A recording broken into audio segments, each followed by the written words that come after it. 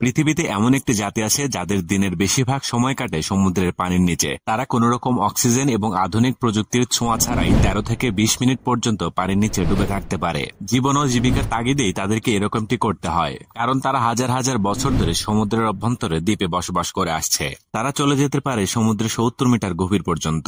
ওরা স্বাভাবিক মানুষের চাইতে অনেক চাপ সহ্য করার ক্ষমতা রাখে। তারা বিজ্ঞানীদের অবাক করে, চিকিৎসকদের হতবাক করে। তারা যেন আধা মানব আধা মাছ, এক জীবন্ত রহস্য। তারা হলো বাজাও, সাগরের নীরব যোদ্ধারা। তাদের শরীর যেন প্রকৃতি নিজ হাতে গড়েছে সাগরের জন্য। তাদের শ্বাসের রহস্য আজও বিজ্ঞানকে চ্যালেঞ্জ ছুড়ে দেয়। তাদের গল্প শুনলে মনে হয় তারা কোনো পৌরাণিক কাহিনীর চরিত্র, কিন্তু না, তারা বাস্তব। তারা আছে, তারা শ্বাস নেয় অন্যভাবে। তাদের দেহে লুকিয়ে আছে এমন এক অভিযোজন যা মানুষকে সীমার বাইরে নিয়ে যায়। আজ আমরা নামবো সেই সাগরে, ডুব দেব এক গভীর রহস্যে, আর জানবো মানুষ কিভাবে মাছের মতো শ্বাস নিতে পারে। এই গল্প শুধু বাজাওদের নয়, এটি মানুষের সীমাহীন অভিযোজনের গল্প।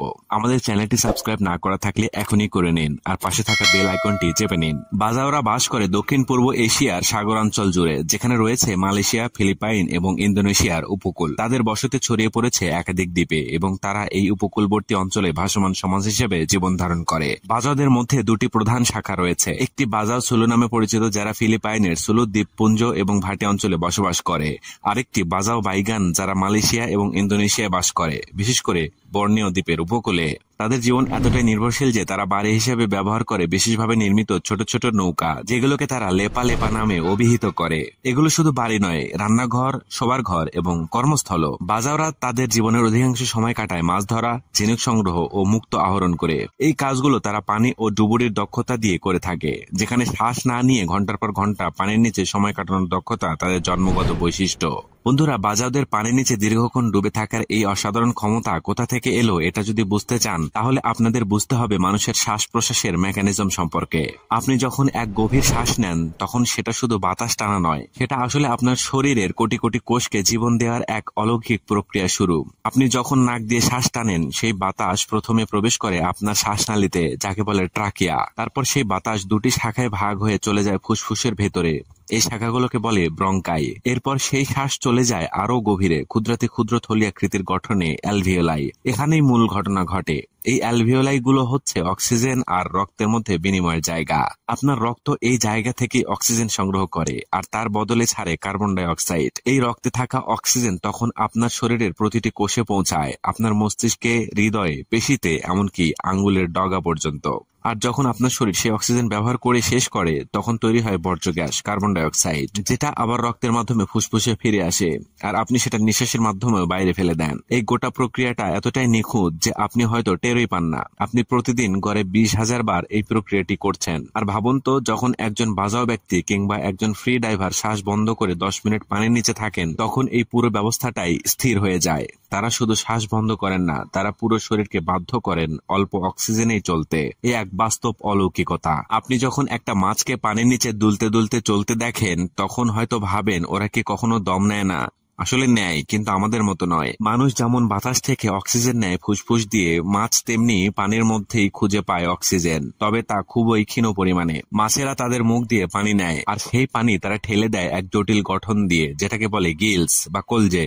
এই গিলস হচ্ছে এক ধরনের প্রাকৃতিক ফিল্টার, যেখানে হাজার হাজার ক্ষুদ্র রক্তনালী থাকে। যখন পানি গিলসের ভেতর দিয়ে যায়, তখন সেই রক্তনালীগুলো পানির অক্সিজেন শুষে নেয়, আর বর্জ্য গ্যাস যেমন কার্বন ডাই অক্সাইড বাইরে চলে যায়। এই পুরো প্রক্রিয়াটিকে বলে কাউন্টার কারেন্ট এক্সচেঞ্জ সিস্টেম, অর্থাৎ পানি আর রক্ত বিপরীত দিকে প্রবাহিত হয়, যার ফলে অক্সিজেন শোষণের হার অনেক বেশি হয়। আপনার শরীরে যেমন ফুসফুস অক্সিজেন ধরে রাখে, তেমনি গিলস মাছকে পানির নিচে বাঁচিয়ে রাখে, বিনা বিরতিতে, অবিরাম। কিন্তু আপনি কি জানেন, বাজাওদের শরীরেও কিছুটা সময়ের জন্য এমন এক মাছের মতন গুণ জন্মায়, যা তাদের দেয় দীর্ঘ সময় পানির নিচে টিকে থাকার ক্ষমতা। বাজাওরা সমুদ্রের গভীরে নিখুঁতভাবে ডুব দিয়ে মাছ ধরার এক বিশেষ কৌশল ব্যবহার করে। এই কৌশল তাদের শ্বাস প্রশ্বাসের নিয়ন্ত্রণ এবং শরীরের অভিযোজনের মাধ্যমে সম্ভব হয়। চলুন আমরা তাদের মাছ ধরার প্রক্রিয়া নিয়ে আরো গভীরে গিয়ে জানি। তারা প্রথমে শ্বাসের প্রস্তুতি এবং মানসিকভাবে প্রস্তুতি নেয়। বাজাওরা মাছ ধরার জন্য পানিতে ডুব দেওয়ার আগে তাদের শ্বাসের সম্পূর্ণ নিয়ন্ত্রণে রাখে। তাদের শ্বাস প্রশ্বাসের কৌশল এতটাই উন্নত যে তারা ঘন্টার পর ঘন্টা পানির নিচে কাটিয়ে দিতে নিতে সক্ষম। তারা আগে থেকে শ্বাস প্রশ্বাসের গভীর প্রশিক্ষণ নেয়। ডুব দেওয়ার পূর্বে বাজাওরা অনেক সময় একটানা গভীর শ্বাস নেয়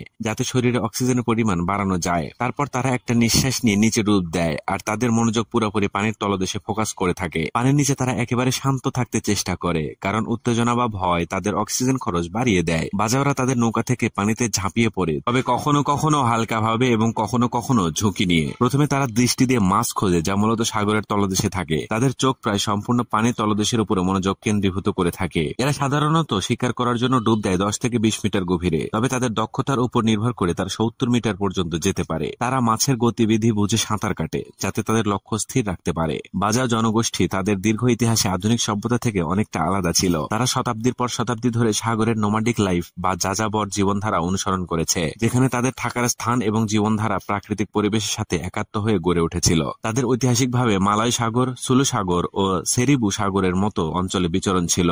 যদিও আধুনিক প্রযুক্তি এবং জ্ঞান তাদের জীবনে এসেছে, তবুও তারা তাদের প্রাচীন জীবনধারা এবং সাগরের সাথে সংযোগ বজায় রেখেছে। বাজাওদের জনসংখ্যা আনুমানিক 1 লক্ষ থেকে 1.5 লক্ষের মধ্যে রয়েছে। তাদের কিছু শাখা যেমন বাজাও সুলু বিশেষত ফিলিপাইনে বসবাস করে, সেখানে কিছুটা আধুনিক জীবনধারা এসেছে। কিন্তু বাজাও বাইগান যারা মালয়েশিয়ায় বসবাস করে তাদের অধিকাংশই এখনো ভাসমান গাঁয়ে অবস্থান করে। তাদের সমাজ মূলত প্রাকৃতিক উপকরণ ব্যবহার করে তৈরি এবং এখানকার প্রধান শিল্পকলার মধ্যে রয়েছে মুক্ত সংগ্রহ, মাছ ধরা এবং ফ্রি ডাইভিং।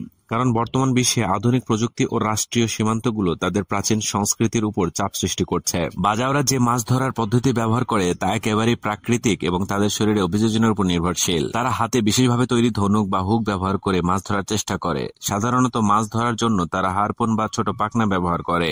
এই কৌশলটি অনেকটা মাছ শিকারের মতো, তবে বাজাওরা পানির নিচে এই শিকার করে। একটি শিকার করা মাছকে তারা দ্রুত নৌকার দিকে নিয়ে আসে এবং তারপর একে সুরক্ষিত অবস্থায় রাখে। এইভাবে তারা তাদের শিকার সম্পন্ন করে। পানির নিচে ডুব দেওয়ার পর বাজাওরা সাধারণত তাদের শ্বাস আটকে রাখে 13 থেকে 20 মিনিট পর্যন্ত। এটি তাদের শরীরের অভ্যন্তরীণ অভিযোজনের কারণে সম্ভব হয়, যেখানে তাদের হৃদস্পন্দন ধীর হয়ে যায়, রক্তপ্রবাহ সংকুচিত হয়ে প্রধান অঙ্গগুলোতে রক্ত পাঠানো হয় এবং অক্সিজেন মস্তিষ্কে সঞ্চালিত হতে থাকে। এই অবস্থায় তাদের শরীর অক্সিজেনের ব্যবহার কমিয়ে দেয় এবং তারা পানির নিচে দীর্ঘ সময় ধরে শ্বাস ছাড়া থাকতে পারে। এটি তাদের ম্যামালিয়ান ডাইভ রিফ্লেক্স বা স্তন্যপায়ী ডাইভ রিফ্লেক্স নামক প্রাকৃতিক প্রক্রিয়ার ফলস্বরূপ হয়। বাজাওদের এই মাছ ধরার প্রক্রিয়া কেবল শ্বাসের নিয়ন্ত্রণ এবং শরীরের অভিযোজনের সঙ্গে সম্পর্কিত নয়, এটি তাদের পারিবারিক ঐতিহ্য ও এক প্রকার সাংস্কৃতিক দক্ষতা হিসাবেও পরিচিত। তারা ছোটবেলা থেকেই পানির নিচে সাঁতার কাটার এবং শ্বাস প্রশ্বাসের প্রশিক্ষণ নেয়, যার ফলে তারা অত্যন্ত দক্ষ ডাইভার হয়ে ওঠে। তাদের সামুদ্রিক জীবন এতটাই গভীরভাবে তাদের জীবনের অংশ হয়ে গেছে যে তাদের শরীর ও মন দুটি একে অপরের সঙ্গে মিলে কাজ করে। 2021 সালে ক্রোয়েশিয়ার এক অসাধারণ ফ্রি ডাইভার বুরিমির সোবাট গড়েছিলেন এমন এক রেকর্ড যা শুনে বিশ্বাস করতে কষ্ট হয়। তিনি পানির নিচে শ্বাস আটকে রেখেছিলেন 24 মিনিট 37 সেকেন্ড। অবশ্য এই কীর্তি গড়া হয়েছিল বিশুদ্ধ অক্সিজেন শ্বাস নিয়ে শরীর প্রস্তুত করার পর, যাকে বলে পিওর অক্সিজেন প্রি ব্রিথিং। তবুও এটা ছিল মানব শরীরের সক্ষমতার এক চরম পরীক্ষা। তবে শুধু সময়ই নয়, গভীরতার দিক থেকেও মানুষ পৃথিবীর গহীনে নামতে পেরেছে, যেখানে আলো পৌঁছায় না আর চাপ ভেঙে দিতে পারে হাড়। 2007 সালে অস্ট্রিয়ার হারবার্ট নিটস নামের এক কিংবদন্তি ড্রাইভার ডুব দিয়েছিল 214 মিটার গভীরে, প্রায় 700 ফুট। এই ক্যাটাগরিটাকে বলা হয় নো লিমিটস, যেখানে ডুবুরি নিচে যায় একটি স্লেডে বসে এবং উপরে উঠে আসে বেলুন বা লিফট ব্যাগের সাহায্যে। এটা ফ্রি ডাইভিং এর সবচেয়ে বিপজ্জনক ধরন, আর এই গভীরতা আজও একটি রেকর্ড। আরও আছেন রাশিয়ার অ্যালেক্সি মোলকানোভ, যিনি ফিন পরে নিজের শরীরের শক্তিতে ডুব দিয়েছিলেন 131 মিটার গভীরে কোনো যন্ত্র ছাড়াই। এই ক্যাটাগরিকে বলা হয় কনস্ট্যান্ট ওয়েট। ওদিকে ইতালির অ্যালেসিয়ান জোকিনি নারী বিভাগে পৌঁছেছেন 120 মিটার গভীরে, হয়ে উঠেছেন বিশ্বের অন্যতম সেরা নারী ডাইভার। তবে শুধু গভীরতা নয়, দূরত্ব এক যুদ্ধ। পোল্যান্ডের ম্যাথিউস ম্যালিনা একটানা শ্বাস আটকে রেখে সাঁতরেছিলেন 316 মিটার, কোনো ফিন বা সাহায্য ছাড়াই। এটাকেই বলে ডাইনামিক নো ফিন্স, যেখানে সবটাই নিজের কৌশল আর সহ্য শক্তির খেলা। এই পৃথিবীতে কিছু মানুষ থাকে যারা বিজ্ঞানের বইয়ের পাতায় নেই, কিন্তু তাদের জীবন নিজেই এক পাঠশালা। বাজাওরা তাদেরই একজন, আর আমাদের দেখিয়েছে মানুষের শরীর কতটা অভিযোজিত হতে পারে, কতটা গভীরে ডুব দেওয়া যায়, আর কতটা গভীরতা থাকে মানুষের ইচ্ছাশক্তির ভেতর। তারা শিখেছে প্রকৃতিকে জয় করতে হয় না, তাকে ভালোবাসে বাঁচতে হয়। তারা প্রমাণ করেছে শ্বাস নেওয়াটাও হতে পারে এক ধরনের শিল্প।